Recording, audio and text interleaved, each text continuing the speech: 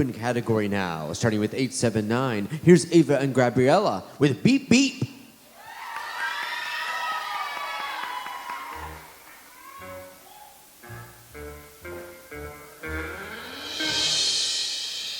Beep, beep, beep, beep. His horn went beep, beep, beep. While riding in my Cadillac, what to my surprise,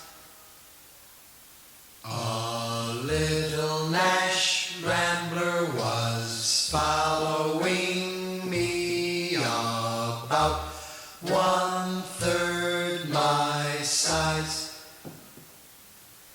The guy must have wanted to pass me out as he kept on tooting his horn. I'll show him that a Cadillac is not a car to scorn. I pushed my foot down to the floor to give the guy the shake, but the little Nash Rambler stayed right behind. He still had on his brake. He must have thought his car had more guts as he kept on tooting his horn. I'll show him that a Cadillac is not a car to scorn. Beep, beep, beep, beep. His horn went beep, beep, beep. My car went into passing gear and we took off with Gus. Soon we were doing 90, must have left him in the dust.